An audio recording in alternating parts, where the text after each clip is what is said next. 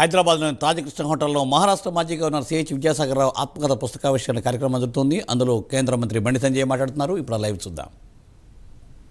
ఎప్పుడు వచ్చిందో తెలుసా అని క్వశ్చన్ మార్క్తో పెడితే చాలామంది హేళన చూశారు. తెలంగాణ స్వాతంత్రం వచ్చేది, దేశానికి స్వాతంత్రం వచ్చేది, తెలంగాణ ప్రత్యేక దేశం అని చెప్పి చాలా సందర్భాలు అనేక రకాల వ్యంగ్యంగా మాట్లాడిన వ్యక్తులు ఉన్నారు ఇవాళ.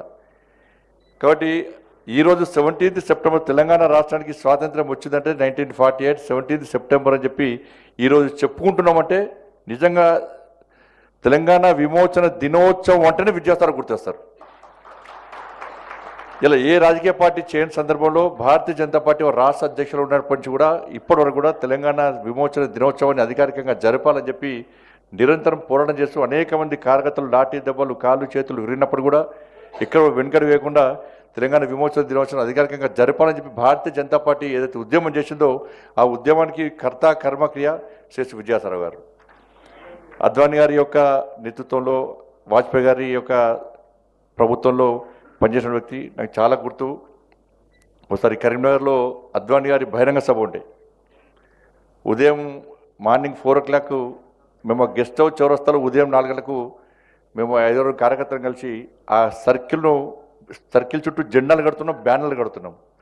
విద్యాసాగర్ గారు హైదరాబాద్ నుంచి వచ్చారు, అప్పుడే వస్తున్నారు కారులో ఆ గెస్ట్ హౌస్ దగ్గరికి. మార్నింగ్ 4 o'clock అక్కడ కారు ఆపి ఏం చేస్తున్నా ఇంకా అని చెప్తారు, ఫ్లెక్సీలు కడుతున్నారు, బ్యానర్లు కడుతున్నాం సార్ అంటే ఇంకా పడుకోలేదా అన్నారు.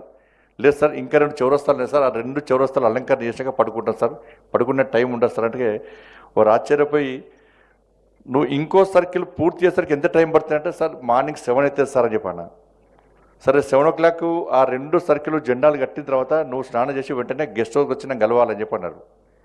ఉదయం గెస్ట్ హౌస్ పోయిన తర్వాత వాళ్ళ గన్మెన్ పిలిచి ఒక ఫ్లాస్కు, ఒక టీ కప్, ఒక బ్యాగ్ నా చేతికిచ్చి నువ్వు అద్వానీ గారి వెంట నువ్వే ఉండాలి, అద్వానీ గారికి ఛాయ్ అంటే చాలా ఇష్టం, గంటకు ఛాయ్ తాగుతారు, ఆ ఛాయ్ ఇవ్వాల్సిన బాధ్యత మీదే అని చెప్పి అక్కడనే ఉన్నటువంటి డాక్టర్ జగన్మోహన్ గారు ఇల్లు చూపెట్టినట్టుగా వారి ఇంటి నుంచి ఛాయ్ తీసుకురావాలే నువ్వు ఇవ్వాలని చెప్పి ఆ రోజు ఆ బాధ్యతను అప్పయినాక ఉదయం నుంచి సాయంత్రం వరకు ఒక 100 ఛాయలు ఇచ్చిన అద్వానీ గారికి. లాస్ట్కు చివరికి అద్వానీ గారు పోయేటప్పుడు కూడా బుక్లో రాసిన చెప్తున్నారు, విద్యాసాగర్ రాసిన చెప్తున్నారు. ఆ అద్వానీ గారు పోయేటప్పుడు కూడా ఇవాళ మొత్తం నాకు ఈ మీటింగ్లు ఈ సమావేశం అంతా చూసినాక నాకు ఛాయ్ బాగా నచ్చిందని చెప్పి అన్నారట వారు కూడా. కానీ అంత అదృష్ట అవకాశం కూడా మాలాంటి అందరికీ ముఖ్యంగా రామకృష్ణ రెడ్డి గారు ఉన్నారు.